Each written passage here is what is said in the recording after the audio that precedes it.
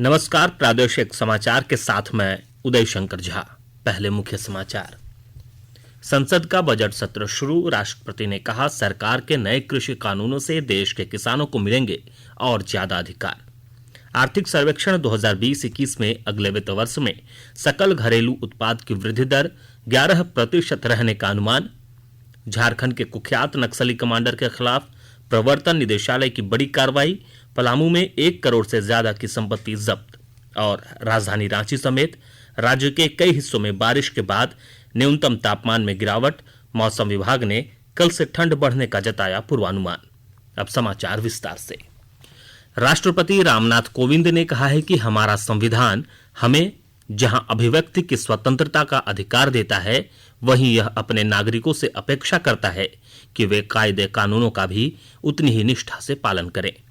संसद के बजट सत्र के पहले दिन आज दोनों सदनों की संयुक्त बैठक को संबोधित करते हुए उन्होंने हाल में राष्ट्रध्वज के अपमान और गणतंत्र दिवस के अनादर को दुर्भाग्यपूर्ण करार दिया। राष्ट्रपति ने कहा कि संसद के पिछले सत्र में पारित कृषि संबंधी तीनों कानूनों का उद्देश्य देश के किसानों को और अधिकार तथा शक्तियां हासिल करने में मदद करना है। श्री कोविंद ने यह भी कहा कि इन कानूनों के माध्यम से कृषि क्षेत्र में किए गए सुधारों से 10 करोड़ से अधिक किसानों को लाभ मिलना शुरू हो गया है। इन कृषि सुधारों का सबसे बड़ा लाभ भी 10 करोड़ से अधिक छोटे किसानों को तुरंत मिलना शुरू हुआ। छोटे किसानों को होने वाले इन लाभों को समझते हुए ही अनेक राजनीतिक दलों ने समय समय पर इन सुधारों को अपना भरपूर समर्थन दिया था। वर्तमान में इन कानूनों का अमलीकरण देश की सर्वोच्च अदालत ने स्थगित किया हुआ है। मेरी सरकार उच्चतम न्यायालय के निर्णय का पूरा सम्मान करते हुए उसका पालन करेगी। लोकतंत्र और संविधान की मर्यादा को सर्वोपरि रखने वाली मेरी सरकार इन कानूनों के संदर्भ में पैदा किए गए भ्रम को दूर करने का निरंतर प्रयास कर रही है। श्री कोविंद ने कहा कि किसानों को मिल रहे इन फायदों को देखते हुए अनेक राजनीतिक दलों ने कृषि सुधारों को अपना पूरा समर्थन दिया है। उन्होंने यह भी कहा कि उच्चतम न्यायालय ने इन कृषि कानूनों के अमल पर फिलहाल रोक लगा रखी है और सरकार इस संबंध में अदालत के किसी भी फैसले का सम्मान करेगी। वर्ष 2020-21 के आर्थिक सर्वेक्षण में अगले वित्त वर्ष में सकल घरेलू उत्पाद की विकास दर के 11% रहने का अनुमान लगाया गया है। इसमें सरकारी खर्च में बढ़ोतरी से अर्थव्यवस्था की विकास दर में सुधार होने का संकेत दिया गया है। केंद्रीय वित्त मंत्री निर्मला सीतारमण ने आज लोकसभा में आर्थिक सर्वेक्षण 2020-2021 प्रस्तुत किया। सर्वेक्षण में कहा गया है कि निर्यात और सरकारी उपभोग में बढ़ोतरी होने से अर्थव्यवस्था में गिरावट के सिलसिले को रोकने में मदद मिलेगी। इसमें यह भी बताया गया है कि चालू वित्त वर्ष के लिए सकल घरेलू उत्पाद की विकास दर 7.7% रहने का अनुमान है। इसमें यह भी कहा गया है कि अगले वित्त वर्ष में विकास दर के 15.4% के स्तर तक पहुंचने का मोटे तौर पर अनुमान है। आर्थिक सर्वेक्षण में कोरोना महामारी के प्रकोप के बाद भारतीय अर्थव्यवस्था के पटरी पर आने का विस्तार से विश्लेषण किया गया है। इसमें कहा गया है कि देश में शुरू किया गया टीकाकरण का महाअभियान भी अर्थव्यवस्था में सुधार का बड़ा कारण है। आर्थिक सर्वेक्षण में बताया गया है कि सकल घरेलू उत्पाद की विकास दर बढ़ने में कृषि क्षेत्र की महत्वपूर्ण भूमिका रही है। प्रधानमंत्री नरेंद्र मोदी ने कहा है कि यह दशक भारत के उज्जवल भविष्य के लिए बड़ा महत्वपूर्ण है और इसका पूरा उपयोग करते हुए दशक के दौरान राष्ट्र से संबंधित तमाम मुद्दों पर चर्चा होनी चाहिए। संसद में बजट सत्र की शुरुआत से पहले संवाददाताओं से बातचीत में उन्होंने कहा कि देश के सामने स्वाधीनता सेनानियों के सपने को साकार करने का सुनहरा अवसर आ गया है। श्री मोदी ने कहा कि संसद का यह सत्र इस दशक की शुरुआत के साथ हो रहा है और इस साल के बजट को उन 4-5 मिनी बजटों का ही हिस्सा माना जाना चाहिए जो वर्ष के दौरान वित्त मंत्री निर्मला सीतारमण ने विभिन्न पैकेजों के रूप में पेश किए।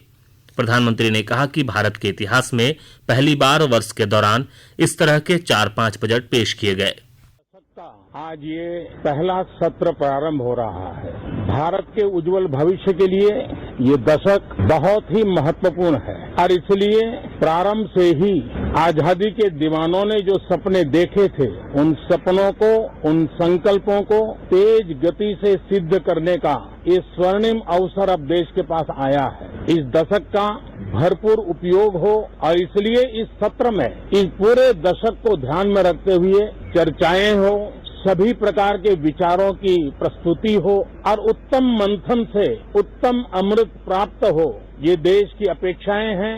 केंद्रीय शिक्षा मंत्री रमेश पोखरियाल निशंक ने कहा है कि सरकार देश में वर्चुअल विश्वविद्यालय स्थापित करने के लिए आवश्यक कदम उठाएगी। राष्ट्रीय शिक्षा नीति पर अमल की समीक्षा के लिए आयोजित बैठक की अध्यक्षता करते हुए उन्होंने कहा कि इन विश्वविद्यालयों से उच्च शिक्षा में सकल नामांकन दर बढ़ाने का लक्ष्य प्राप्त करने में मदद मिलेगी। राष्ट्रीय शिक्षा नीति में उच्च शिक्षा में और अधिक संख्या में विद्यार्थियों के दाखिलों को बढ़ाने की बात कही गई है।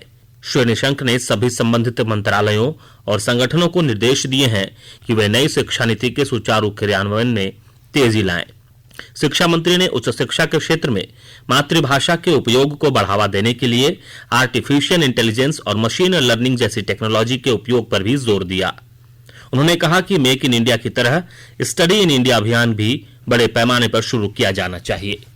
बहुचर्चित चारा घोटाले के आरोप में जेल में सजा काट रहे बिहार के पूर्व मुख्यमंत्री और राजद सुप्रीमो लालू प्रसाद यादव की जमानत याचिका पर अगली सुनवाई 5 फरवरी को होगी। हाईकोर्ट में आज लालू प्रसाद की जमानत याचिका पर सुनवाई के दौरान अदालत ने दोनों पक्षों की दलीलें सुनने के बाद अगली सुनवाई की तिथि 5 फरवरी निर्धारित की है। आपको बता दें कि चारा घोटाले से जुड़े 3 अन्य मामलों में उन्हें हाईकोर्ट से पहले ही जमानत मिल चुकी है। इस मामले में जमानत मिलने के बाद लालू प्रसाद जेल से बाहर आ जाएंगे। फिलहाल वे दिल्ली के एम्स में इलाजरत हैं। इससे पहले लालू प्रसाद रिम्स में भर्ती थे। आकाशवाणी के ताजा तरीन समाचारों के लिए आप हमारी वेबसाइट newsonair.com पर लॉग ऑन कर सकते हैं। ताजा समाचार Twitter handle @AIR News Alerts और Facebook page all India radio news पर भी उपलब्ध है। आप प्रादेशिक समाचार एकांश के ट्विटर हैंडल @AIR News _ और Facebook page AIR News Ranchi के अलावा YouTube channel AIR News Ranchi पर भी हमारे बुलेटिन सुन सकते हैं। प्रादेशिक समाचार आप आकाशवाणी रांची से सुन रहे हैं और अब पेश है कोरोना से बचाव के कुछ संदेश। कोविड-19 से बचाव और सुरक्षित रहने के 3 उपाय। मास्क लगाएं, 2 गज दूरी है जरूरी, सुरक्षित दूरी रखें, हाथ और मुंह साफ रखें।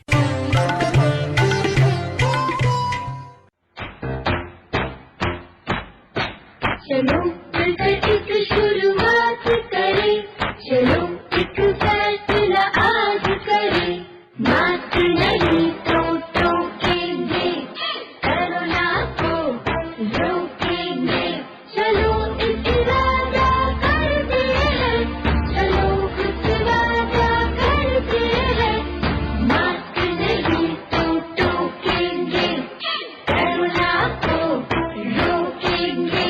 भारत सरकार द्वारा जनहित में जारी। प्रवर्तन निदेशालय ने बिहार और झारखंड के कुख्यात माओवादी अभिजीत यादव की करोड़ों की संपत्ति जब्त कर ली है। प्रवर्तन निदेशालय ने आज कार्रवाई करते हुए पलामू जिले के मेदिनीनगर, छतरपुर और नौडीहा बाजार इलाके में स्थित अभिजीत यादव की जमीन और घर को सीज कर लिया। माओवादी सब जोनल कमांडर अभिजीत यादव पर झारखंड और बिहार में कुल 55 मामले दर्ज हैं। इसके खिलाफ राज्य सरकार ने 5 लाख रुपए का इनाम घोषित कर रखा है। उर्वरक क्षेत्र की प्रमुख संस्था इफ्को द्वारा वर्ष 2020 का श्रीलाल शुक्ल स्मृति इफ्को साहित्य सम्मान वरिष्ठ कथाकार रणेंद्र कुमार को प्रदान किया जाएगा। रांची के आर्यभट्ट सभागार में 31 जनवरी को आयोजित एक समारोह में उन्हें इस सम्मान से नवाजा जाएगा। इफ्को के प्रबंध निदेशक डॉक्टर उदय शंकर अवस्थी ने बताया कि रणेंद्र का चयन उनकी खेती किसानी, आदिवासी जीवन और ग्रामीण यथार्थ पर केंद्रित व्यापक साहित्य गतिविधियों को ध्यान में रखकर किया गया है।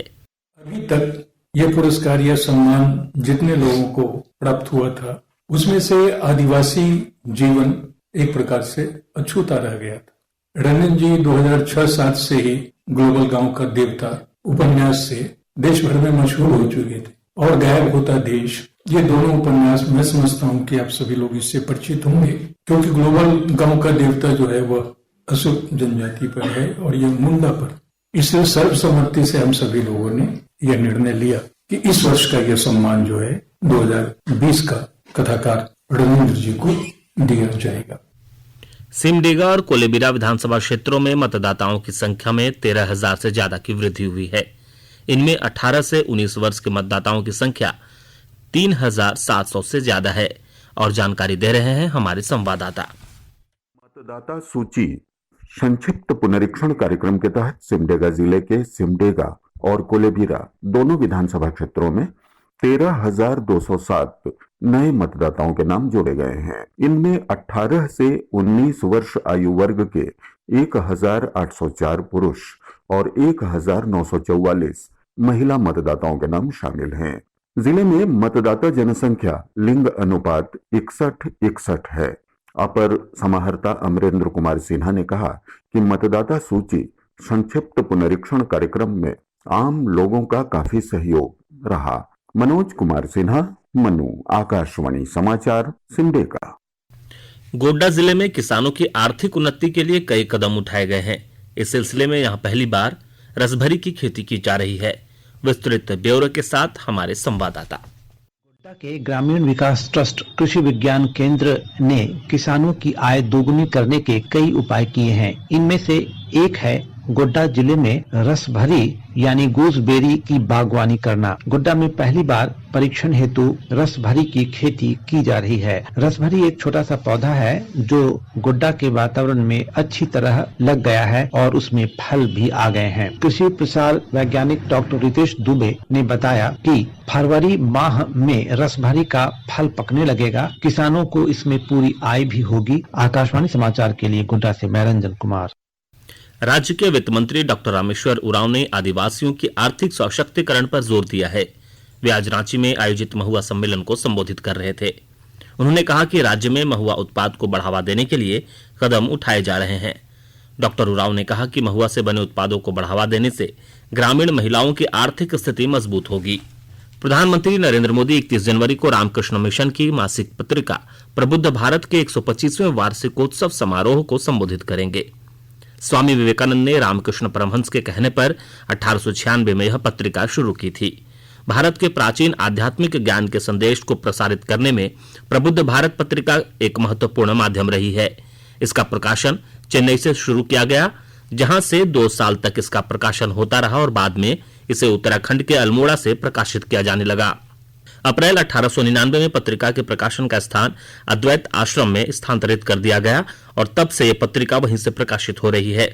भारतीय संस्कृति, आध्यात्मिकता, दर्शन, इतिहास, मनोविज्ञान, कला और अन्य सामाजिक मुद्दों पर अपने लेखन के माध्यम से प्रबुद्ध भारत ने अपनी छाप छोड़ी है। नेताजी सुभाष चंद्र बोस, बाल गंगाधर तिलक, भगिनी निवेदिता, श्री अरबिंदो, पूर्व राष्ट्रपति सर्वपल्ली राधाकृष्णन जैसे लेखकों ने कई वर्षों तक पत्रिका में योगदान दिया। राजधानी रांची समेत राज्य के अधिकांश हिस्सों में आज से मौसम में परिवर्तन हुआ है। कई इलाकों में आज दिन भर बादल छाए रहे और हल्के से मध्यम दर्जे की बारिश हुई। मौसम वैज्ञानिक अभिषेक आनंद ने बताया कि बारिश होने से न्यूनतम तापमान में गिरावट आई है। ऐसे में कल से ठंड बढ़ने की उम्मीद है। मौसम विज्ञान केंद्र रांची के मुताबिक देश के 2 अलग अलग हिस्सों में चक्रवातीय क्षेत्र बना रहा है। इसका असर राज्य के मौसम पर देखने को मिल रहा है। मौसम विज्ञान केंद्र के अनुसार अगले 3 दिनों तक रांची समेत राज्य भर में अधिकतम और न्यूनतम तापमान में गिरावट जारी रहेगी। अब संक्षिप्त खबरें। कल से राज्य भर में कुष्ठ उन्मूलन जागरूकता अभियान शुरू हो रहा है। इस सिलसिले में विभिन्न जिलों में व्यापक तैयारी की गई है। रामगढ़ जिले में civil surgeon doctor Neelam Chaudhary ने आज अभियान की तैयारियों की समीक्षा ली। पलामू के उपायुक्त शशि रंजन ने आज कृषि, मत्स्य और पशुपालन विभाग के कार्यों की समीक्षा की। इस दौरान उन्होंने योजनाओं के प्रभावी क्रियान्वयन पर बल दिया। हजारीबाग जिले में आज उपायुक्त आदित्य कुमार आनंद ने यूनिफाइड कमांड एरिया के तहत चयनित 57 गांव में चल रही योजनाओं की समीक्षा की। पाकुड़ जिला क्रिकेट संघ की ओर से आज T20 क्रिकेट टूर्नामेंट का आयोजन किया गया। जिले में रानी ज्योतिर्मयी स्टेडियम में आयोजित टूर्नामेंट का उद्घाटन अनुमंडल पुलिस पदाधिकारी अजीत कुमार विमल ने किया। अंत में मुख्य समाचार एक बार फिर। संसद का बजट सत्र शुरू। राष्ट्रपति ने कहा, सरकार के नए कृषि कानूनों से देश के किसानों को मिलेंगे और ज्यादा अधिकार। आर्थिक सर्वेक्षण 2020-21 में अगले वित्त वर्ष में सकल घरेलू उत्पाद की वृद्धि दर 11% रहने का अनुमान। झारखंड के कुख्यात नक्सली कमांडर के खिलाफ प्रवर्तन निदेशालय की बड़ी कार्रवाई। पलामू में 1 करोड़ से ज्यादा की संपत्ति जब्त। और राजधानी रांची समेत राज्य के कई हिस्सों में बारिश के बाद न्यूनतम तापमान में गिरावट। मौसम विभाग ने कल से ठंड बढ़ने का जताया पूर्वानुमान। इसके साथ ही आकाशवाणी रांची से प्रादेशिक समाचार का ये बुलेटिन समाप्त हुआ। नमस्कार। रहिए, सुरक्षित रहिए और सुनते रहिए आकाशवाणी।